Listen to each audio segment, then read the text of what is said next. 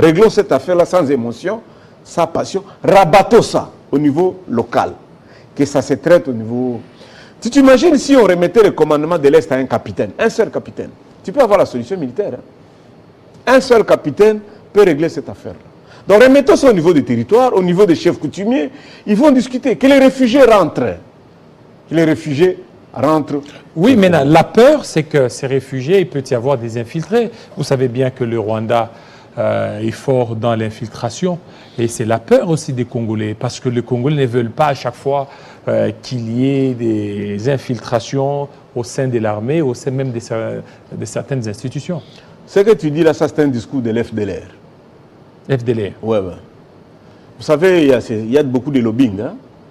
On parle trop du Rwanda. On parle trop du Rwanda. Moi, je suis de Bukavu. Ma famille est à Bukavu. On ne peut pas vivre sans le Rwanda. Je suis de Goma. Moi, j'ai fait mes 3 premiers enfants à Goma. On ne peut pas vivre sans le Rwanda. Nous sommes un pays enclavé, mes chers amis. Et nous, on n'a pas d'infrastructure routière.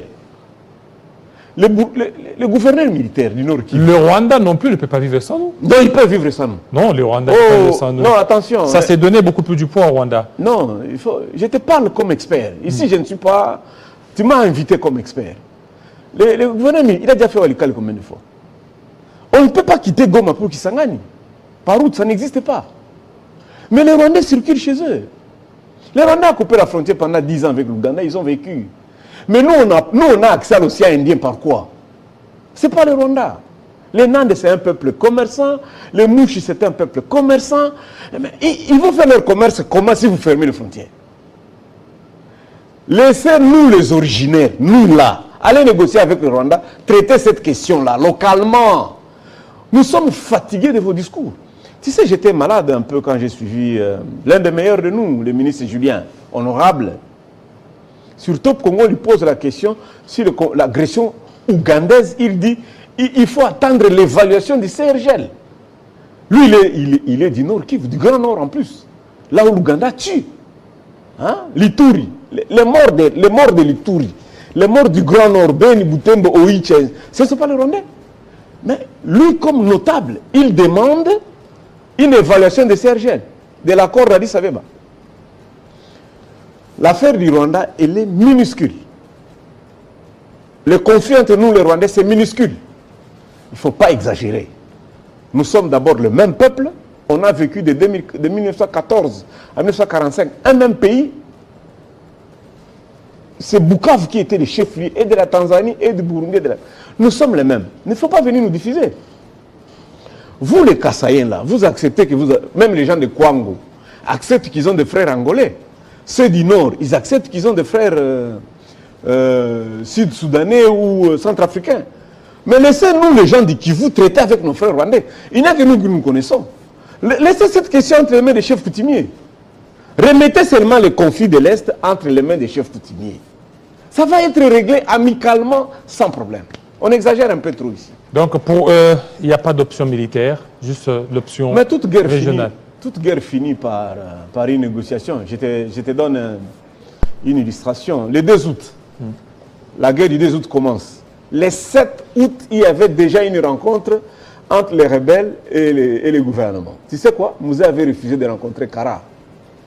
5 ans après, ça s'est soldé par une négociation. Vous pouvez décider de vous rencontrer seulement à l'enfer ou au ciel. Mais après 6 mois, une année, vous allez toujours vous rencontrer, que ce soit en Angola ou à Addis Abeba. Alors, pourquoi gaspiller les richesses du pays et le nombre de morts pour une question qui finira par une négociation? Lorsque vous décidez d'aller négocier avec les dirigeants des pays étrangers qui ne vous doivent rien, il faut reconnaître que Kagame ne nous doit rien et nous ne devons rien au Rwanda. Le conflit, c'est entre nous, les enfants du Kivu. Qu'on nous laisse gérer cette question-là entre nous, les enfants du Kivu. C'est aussi simple que ça. Et d'ailleurs, je vais faire une proposition. Si on remettait le gouvernorat entre les tribus minoritaires, je crois qu'il y aura une solution. Les tribus minoritaires? Oui, oui. C'est-à-dire? Mais au Nord Kivu, un Mutusi, comme gouverneur. Ou tu prends un Munyabusha. Tu connais le Munyabusha? Tu prends un Munyanga et un Mouhunde comme gouverneur. La question est réglée. Au Sud Kivu, tu mets seulement un Munyindu. Ils vont régler parce qu'ils sont minoritaires. Ils vont jouer au consensus. Ou mettez une femme. Les Faïda Mangila sont là, les Rizé Mounembe sont là. Mettez une femme comme gouverneur de province. des tribus minoritaires, il y aura consensus, il n'y aura pas conflit. Merci beaucoup pour vos analyses. Hein. Mais je vais terminer. Oui. Parce que, au fait, tu as combien de costumes là? Parce que chaque jour, si j'avais ta taille, je passerai chez toi prendre. Ce sont les choses du monde. Ah oui, Ce sont les choses du monde, visons les siècles. Ça, c'est Visons le les- plus important. Voilà, merci beaucoup, Barnabé Milingagno. Avec plaisir. Voilà, Avec plaisir, alors je suis invité. Télé Quel honneur. 50 est ouverte. Merci beaucoup. Merci à vous, fidèles téléspectateurs. Restez branchés sur Télé 50. Tout à l'heure, Arlette Boutella, qui fait déjà son entrée, en train de préparer son journal. Il sera à 20h dans l'Est de